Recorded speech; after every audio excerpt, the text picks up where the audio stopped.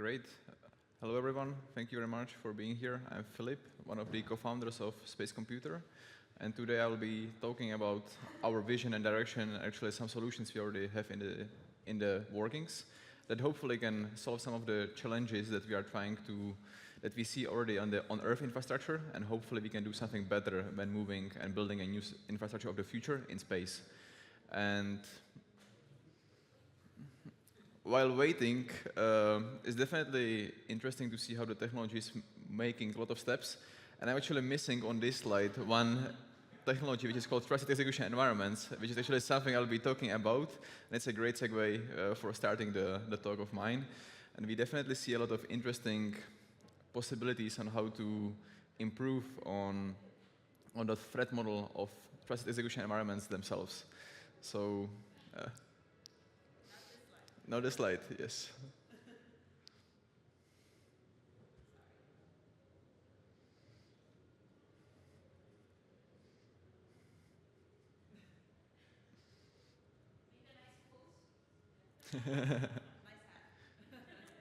Yeah, definitely being also like having a footprint in Europe is definitely great to see the initiative of trying to make Europe great again. And hopefully, especially being based in Germany, I can relate to what Lucas was mentioning regarding the bureaucratic overhead of dealing with businesses. And hopefully there'll be a way of making it easier in the future. So far, I think we are not there yet, but at least some form of digitalization is happening. I think the Munich ecosystem is thriving, like with respect to Web3, which is great. I think we have a very good student club that started roughly 3 or 4 years ago that is very, very active. And it's actually great that also our research group is part of it, so we are actively supporting them along the way. Many of the students went through our chair with respect to thesis advising and so on, and they are later on landing jobs in the Web3. So it's definitely great to see, and we hope to keep it up. Maybe a short advertisement as well. We'll be organizing a small event called TUM Blockchain and Cybersecurity Saloon in June, so hope to see you around there as well. But great. Now, since the slides are there and are working, let me unfold what have I prepared for you for today. So the title is quite long, but hopefully along the way of the talk itself, we can unfold some of the components. So let's start firstly with the end of the title, which is Space Data Centers.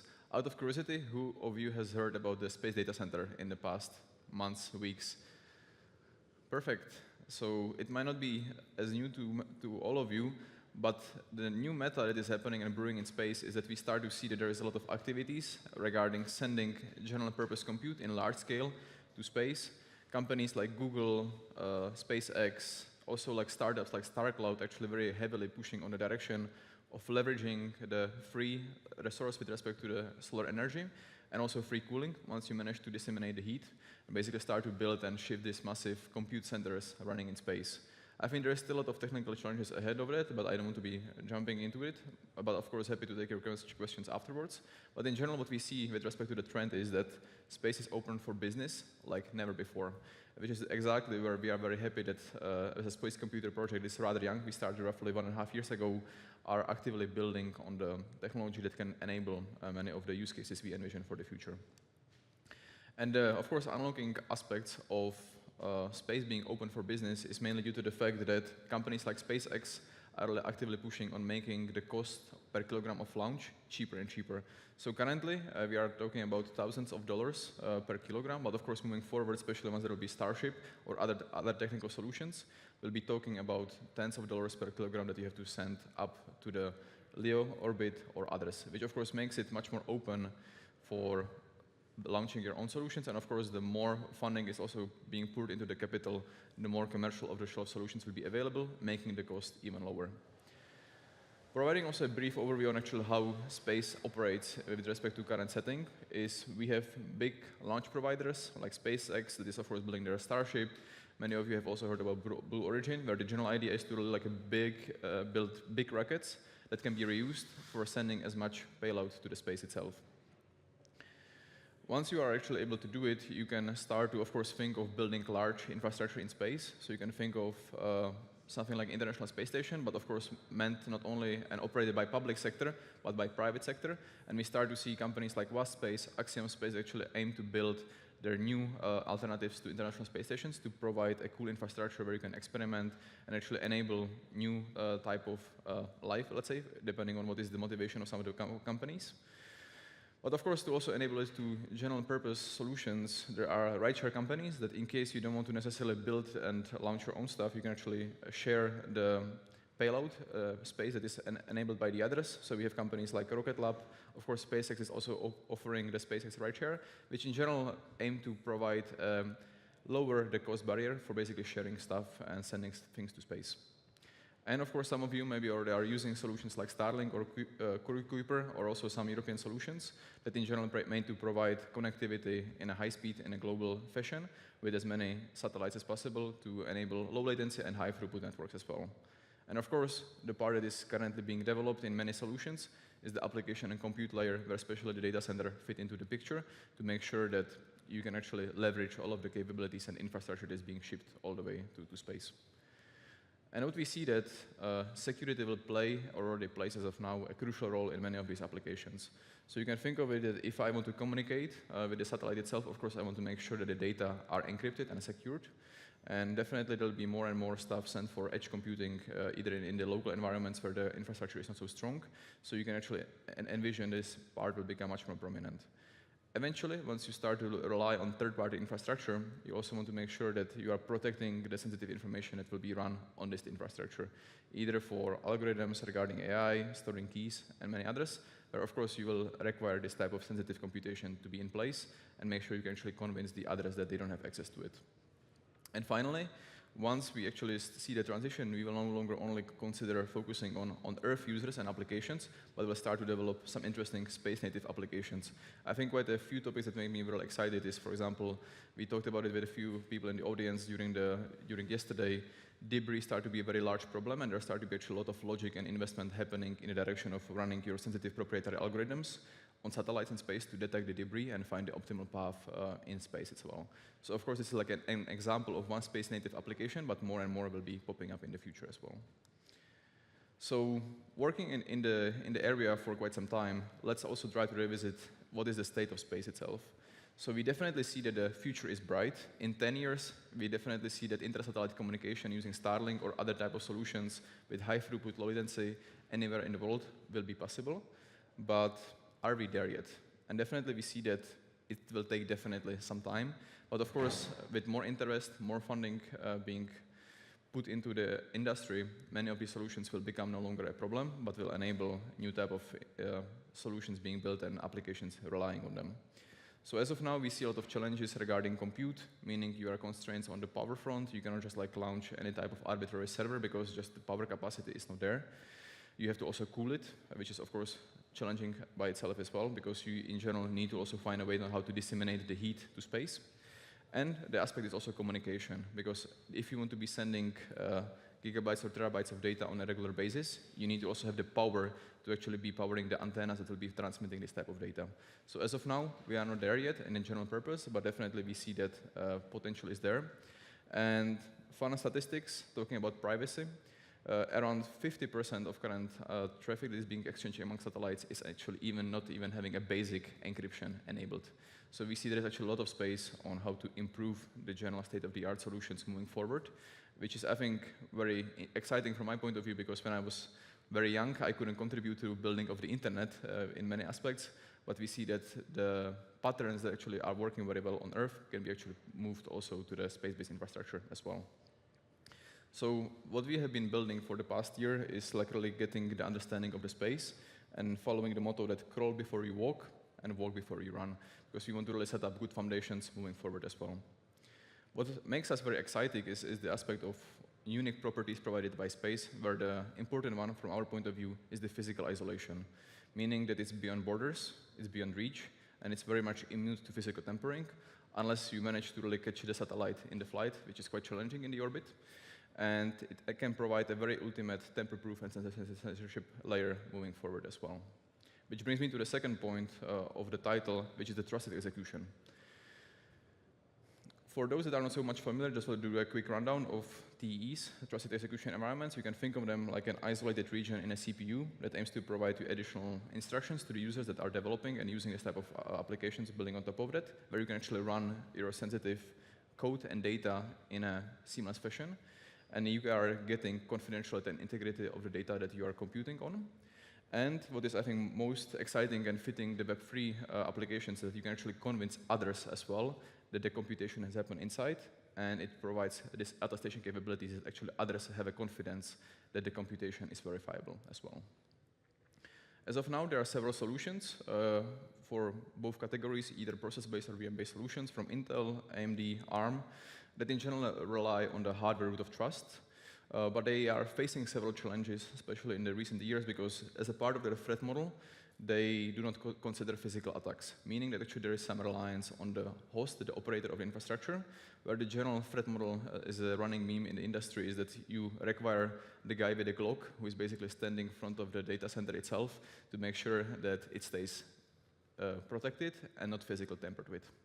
And it's basically where we see a lot of recent tweets, especially for those that are following TEEs. There was a lot of exploits happening in the past half a year that, of course, in general, if you look at the discussions between TEEs or purely cryptographic solutions, are sparking a lot of interest on Twitter. And it's in general interesting how the evolution of the discussion is coming up. And I think it's actually great that many of these attacks are popping up because it makes it better, and people can later on focus on making the solutions of TEEs better as well, which I think is definitely relevant as well.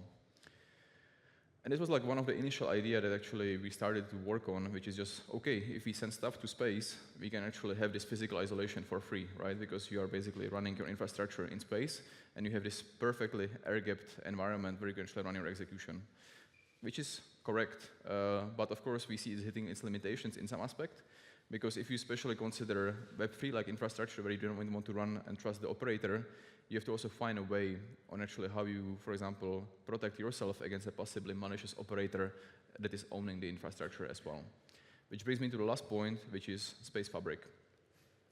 We envision to provide Space Fabric combination, which is leveraging the aspect of the physical isolation, but can actually also have additional trust assumptions with respect to the hardware we'll be launching. And in general, we want to secure not only, for example, the guest operating system, but also have a look at what we can do on the securing of the host operating system as well for the aspect of efficiency, but also minimizing, in general, the trusted compute base. So we are looking into the aspects of also running the user's application in such an environment that actually can provide very much small, verifiable footprint with respect to the logic they are running. Which also is something that actually we have been working on in the past as well, and start to see the trend for TEEs as well, that you want to have the execution assurance where actually your compute is happening. And of course, we have to also convince others that the computation is actually happening on a satellite and not in someone else's basement on Earth. And for that, we are also having a design of a protocol that is aiming to provide this satellite execution assurance itself, which hopefully can be used in the future for other applications. And in general, of course, we are following the part that not every compute has to happen in a TE, but we want to identify the sensitive computation and offload them to the TE, or in some setting also into HSM, when especially you don't necessarily care about the remote attestation capabilities themselves. But if you care, we of course want to make sure that actually you can verify this has happened as well. We are working on a white paper that will be outlining all of the threat model aspects and outlining all of the details of the architecture, so please stay tuned. It's not there yet. And more importantly, the architecture design we are actually now leveraging will be part of our following launches in 2026, where each of the satellites will be equipped with this unique combination of hardware and software. And basically, we can later on offer and build applications on top of it. So kind of looking into the overall picture, we are envisioning that Space Fabric will be the next generation of the hardware in combination with software, of course, and the physical isolation that can provide very unique type of applications to the user. Where we are with respect to use cases, outlining the challenges I mentioned before, we don't have necessarily the high throughput, we don't have necessarily the heavy compute capabilities, but definitely if you look into aspects like key management service with robust key store, backup solutions is definitely there. Something that actually we are already offering with a single satellite we have in the space is getting actually strong randomness from space, the random number generator itself, that you can actually use in your applications. And Definitely something interesting also for other solutions out there. In general, we want to provide like a checkpointing, bulletin board capabilities. So if you have a state update that you just want to make sure, okay, in case there is some part of like a long-range attack or late doomsday scenario, we want to make sure that actually you can store these updates on our solutions that we are providing. And in general, we want to provide programmability in a confidential manner, relying on confidential smart contracts as well. Which of course means that in case we are not operating everything by ourselves, but we also open it to public because we want to build an open public infrastructure for others, it means that we have to also consider Byzantine fault tolerance, which means that we want to run a constellation of satellites that will be running layer 1 capabilities, meaning basically a consensus and all of the aspects that come with it to make sure that the synchronous state among the peers is ensured, and each satellite can serve as a validator as well. So overall, the compute that we want to provide should be trusted and verifiable by others that actually will be leveraging this type of technology as well. From the perspective of user journey and how they will interact with it, of course, we want to make it as seamless as possible, even though there will be quite some challenges along the way. And the way how we currently envision it is like something that we already see in the Web3 space, is like having RPC endpoint, or that will be actually running in a trusted execution environment by default, because we want to use the same infrastructure for both the layer 1 capabilities, but also for the security services that I was talking about, where user on Earth can communicate with this infrastructure we call Orbit port, that will be later on forwarding the services to space. But of course, looking forward, the plan will be to make it as open as possible so others can also run this infrastructure piece. And in general, the gateway that we will be relying on should provide trustless gateway for space communication, providing end-to-end confidentiality between the user and the infrastructure itself. And of course, we want to make sure that the data can be protected along the way as well. So we definitely see that this could be something beyond Web3, but can be actually a general pattern that we are also in touch with space companies that might be leveraging this technology as well.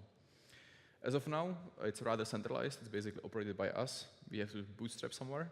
But of course, moving forward, we want to make it more and more distributed and decentralized by having the capabilities of others being able to verify it by running it in a TEE on Earth, and make sure that actually we find interesting partners that can actually operate this piece of infrastructure as well. And moving forward, we of course envision that other people should be able to communicate and run this piece of software as well, and be able to communicate with it, with our infrastructure directly. So you can think of it, the ultimate goal is everyone has their own Starlink dish, and they'll be able to communicate with our endpoints in the space directly. But of course, it will take some time before we get there. But in general, actually something that already people can play around with as of now to get a bit of a feeling on how is it to interact with space infrastructure. We already are providing one use case called CTRNG, is the Cosmic True Random Number Generator, where as a user you can directly request either the API, through API, the randomness from space, be able to consume it for your applications, or in general just like rely on us forwarding it to you. And something that we are actually very excited about is that public randomness has been enabled already in the past, but we are working also on private randomness, meaning actually that the private beacons will be able to consume for your sensitive application, which I think is very exciting because it unlocks many use cases and application where you can fetch strong randomness through a number generator and use it maybe for consensus, but for respect for the leader election process or other cryptographic protocols that in general require this type of randomness as well. So if you're interested, happy to catch up afterwards. So overall, we envision that the application and compute layer is the next aspect of the frontier of space intersection that will be providing communication between Earth and space. And definitely, as a space computer, we want to be part of that and make sure that actually we can provide confidential compute layer that can be used by users on Earth, but also in space, and make sure that the data centers of the future can be secured by our technology as well. We have a busy year ahead of us, so it's really great to be here at the beginning of 2026. Let's see next year how many of these aspects will be achieved. Hopefully as many as possible, but definitely something that is a work in progress is the white paper regarding that we call Space Fabric, which is the initial step that we want to describe how a single satellite should look like and what is the threat model that we envision with respect to space, but also providing the capabilities such as the satellite execution assurance. Afterwards, we are already working now with few partners regarding the key management solution that will be providing the mix of on-Earth and space infrastructure.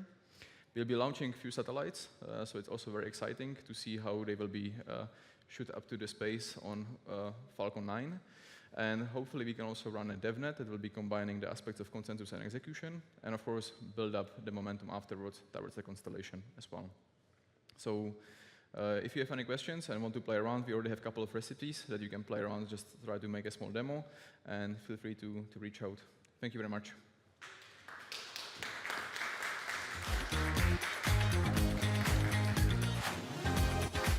Any questions from the audience? Oh. Hello, I really enjoyed the talk.